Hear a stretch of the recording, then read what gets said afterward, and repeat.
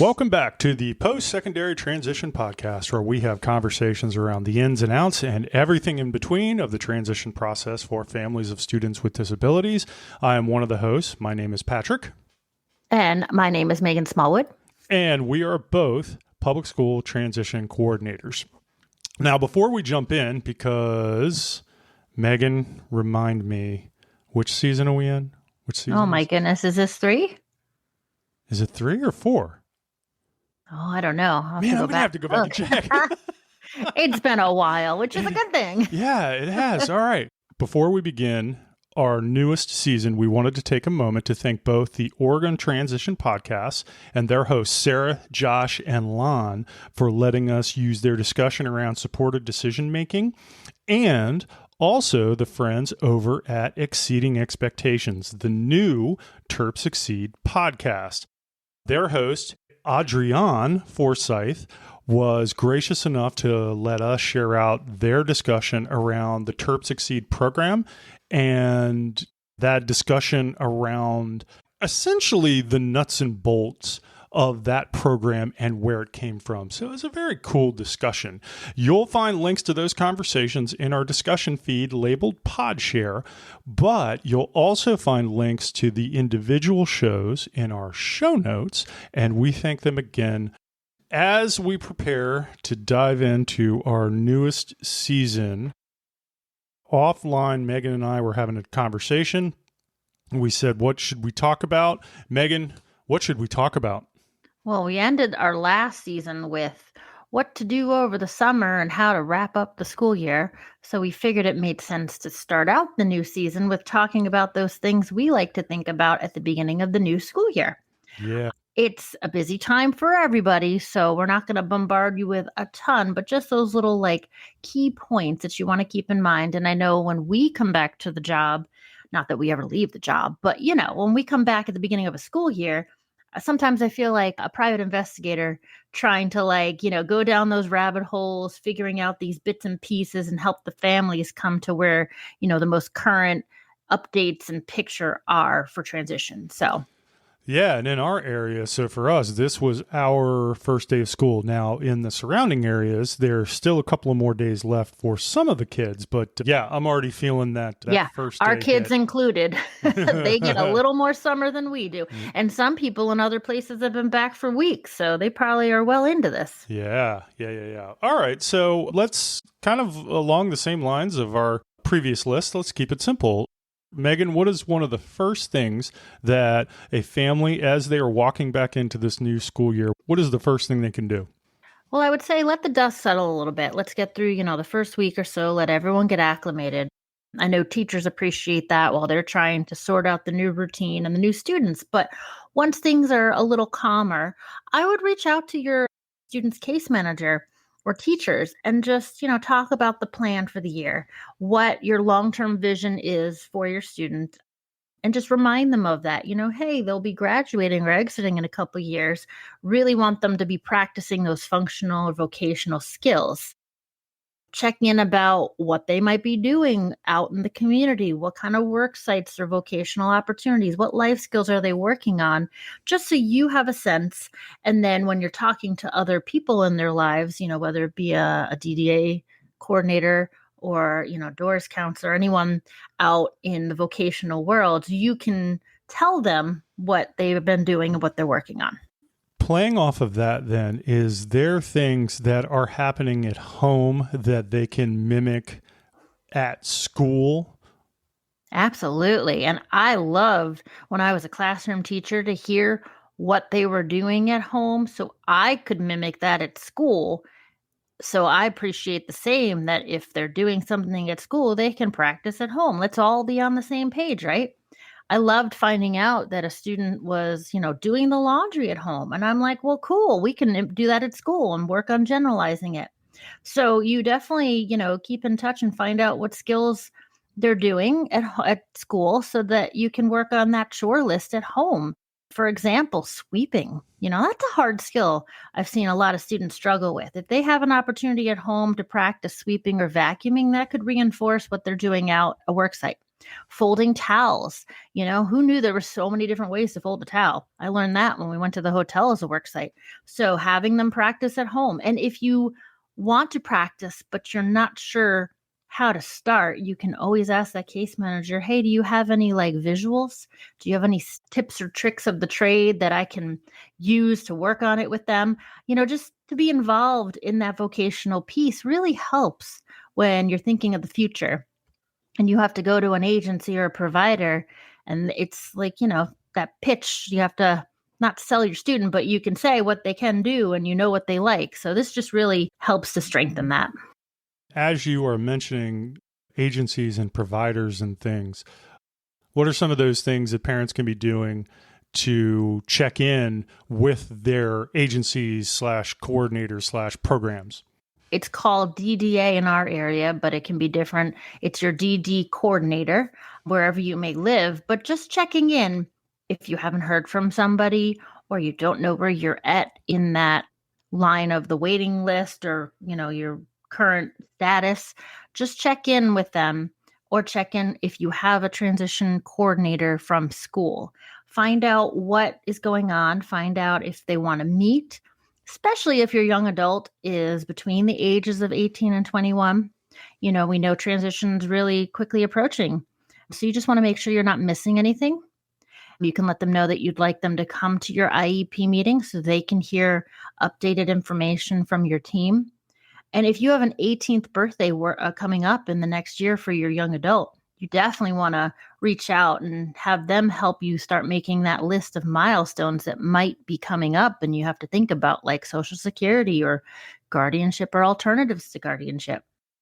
We know, unfortunately, there's a big turnover when it comes to a lot of these coordinators. So you just want to make sure you have the most current information. DD or the DD agencies, that's only one part of the pie. We also have our VR agencies, or at least in our area, it's referred to as DOORS, the Department of Rehabilitative Services. Is there anything they can do with that? Yeah, again, you want to check in because if you haven't been accessing them or using any of their services, sometimes the case might close. So you want to make sure you're up to date and current.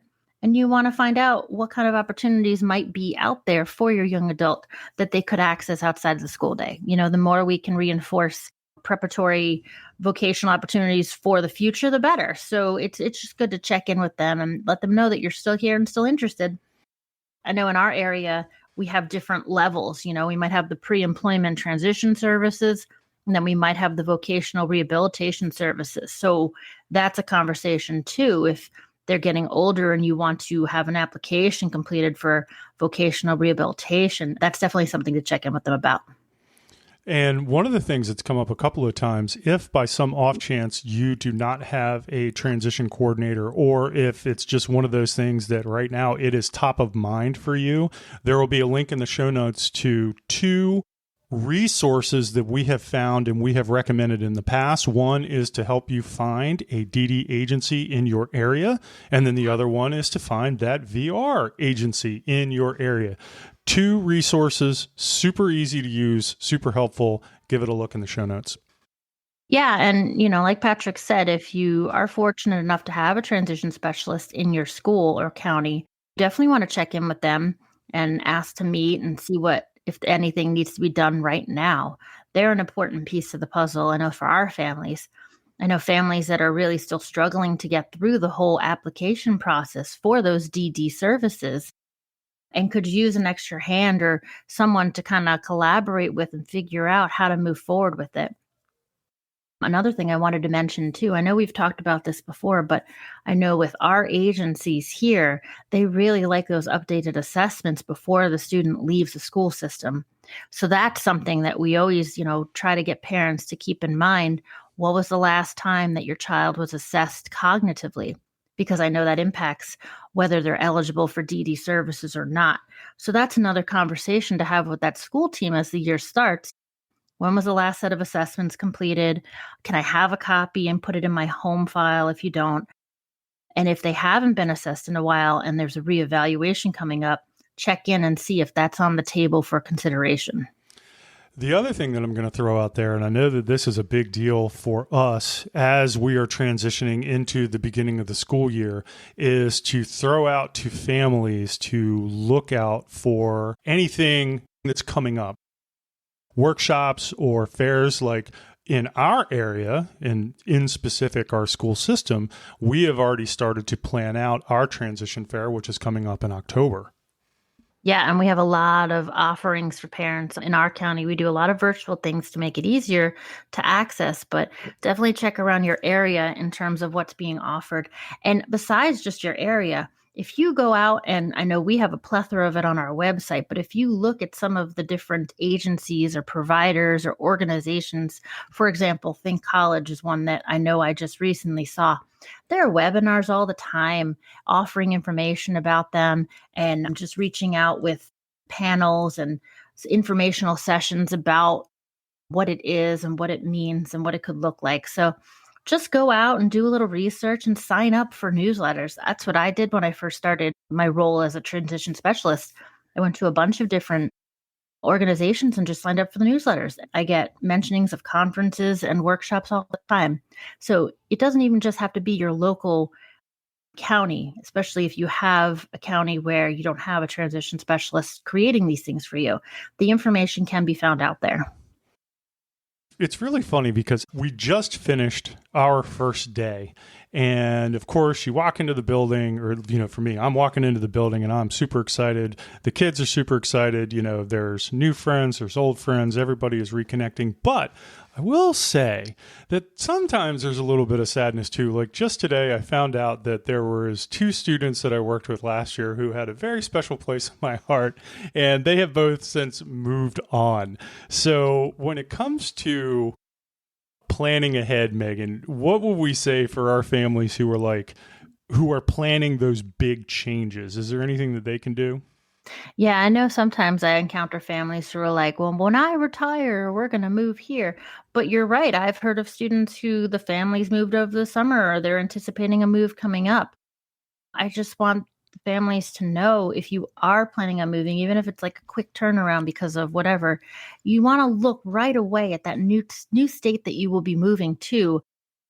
You want to check in right away about their equivalent of the Division of Rehabilitation Services and their DDA, or, their DD services that they have. You want to find out what kind of services are offered in that area, if they have a wait list, because many places do. So if you're moving before 21, you definitely want to get them on that list as soon as possible. And you also want to find out what's going on in the school setting. How does it compare to where they were? Do they go out to work? Do they take the students in the community? What kind of work programs exist in the school and out in the community with the nonprofits? So just do a lot of research. I know you already have a lot to think about if you're moving, but just like you would look at the schools, you want to look at the DD side of things.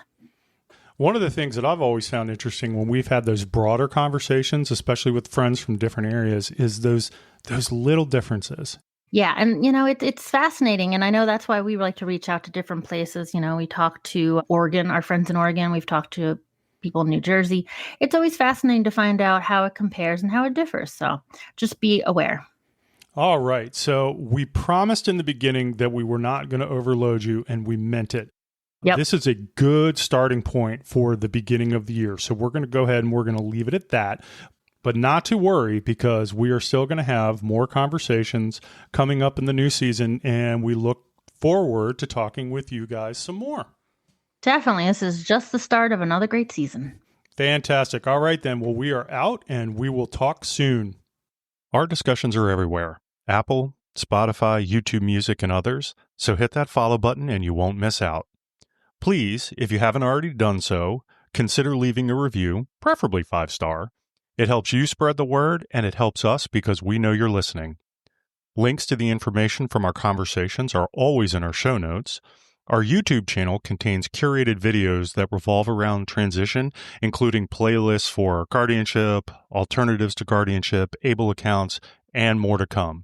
And then finally, check out our website, www.postsecondary-transition.com, full of information and links to more resources.